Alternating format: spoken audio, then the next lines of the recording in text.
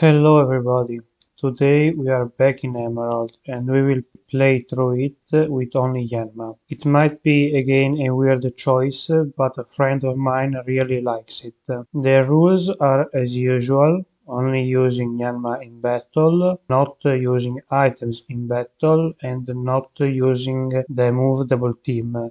Even though Yanma learns it at level 13. I expected the challenge to be quite hard, because Yanma has a 4 times weakness to rock. I reset until I get an adamant Yanma, because most of its moves are physical, even if he has a bit more special attack than physical. The first fight against a rival is very easy, since you can level up before that, but against Roxanne I have a lot of trouble as expected. Her rock-type moves, like Rock Tomb, do a lot of damage and can take me out with just 2 hits, as you can see. Fortunately, after a lot of tries, I can get lucky with Sonic Boom not missing and I can get through Roxanne, which was a very hard fight. Next up is Brawly, and he is the fighting type gym leader. This fight should not be too bad, since we 4 times resist fighting type moves. It turns out that is not that easy either though, because with pull-ups he can start doing some decent damage, and our defenses are pretty bad. The matchup goes down after a while, and after I refuse to learn Detect, because in single player I don't think it's very good, Meditate tries to go for Focus Punch as usual, but is unable to get it off, and Makuhita keeps spamming Reversal and other moves, who start to do quite a bit of damage, and I get a bit low before I end the fight. Overall, it was not that bad, but harder than expected, and I did not have to reset. Next up is the fight against May in the bridge.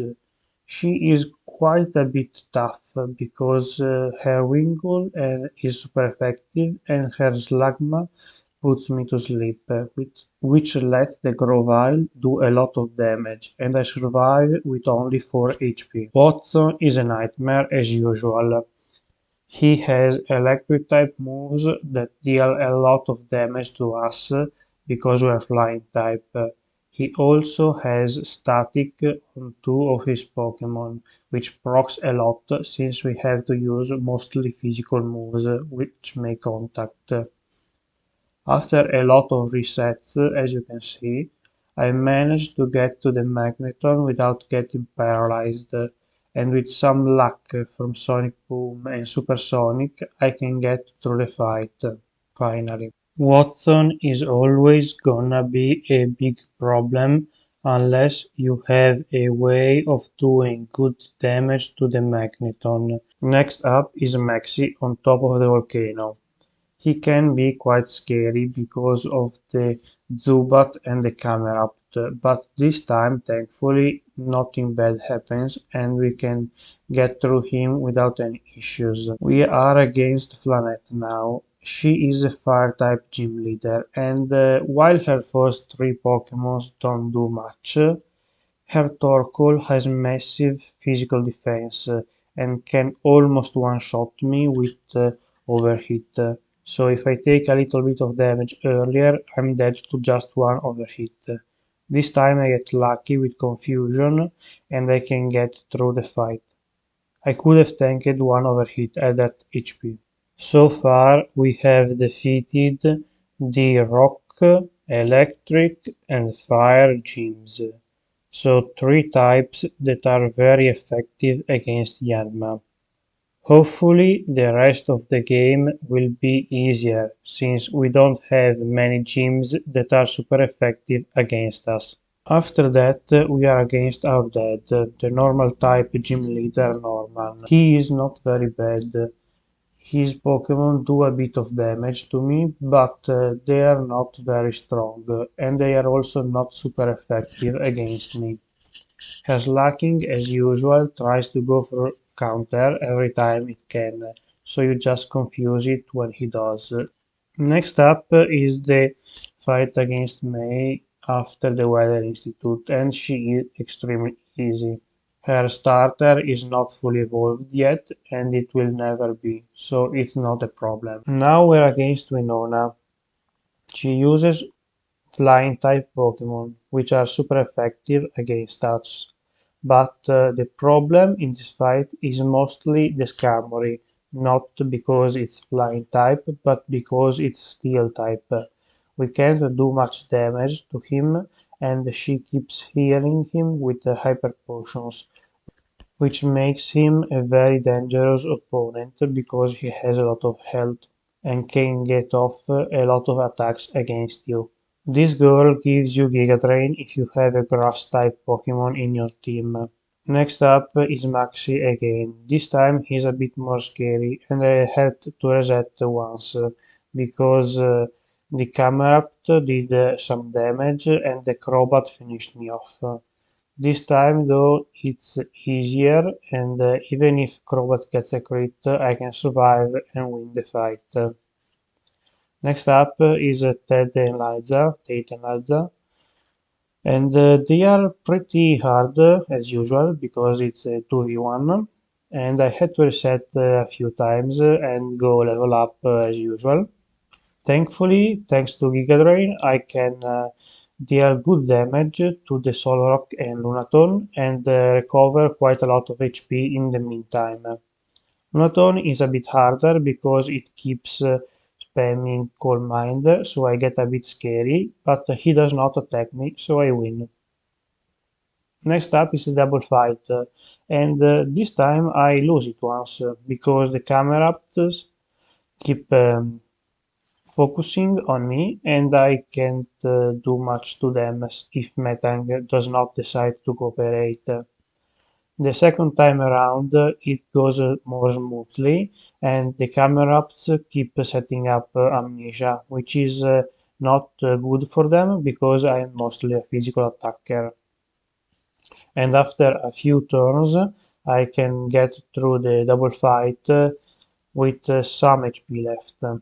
Next up is Archie when he wakes up Kyogre, and he is not very scary because his Crobat does not do much damage without a crit, and his last Pokemon is a Sharpedo, which goes down easily to a Giga Drain. And with that, we have both of the legendaries active. So we have to do the Rayquaza part of the story, which is as usual boring, but after I do, Rayquaza comes down and stops Kyogre and Groudon from fighting.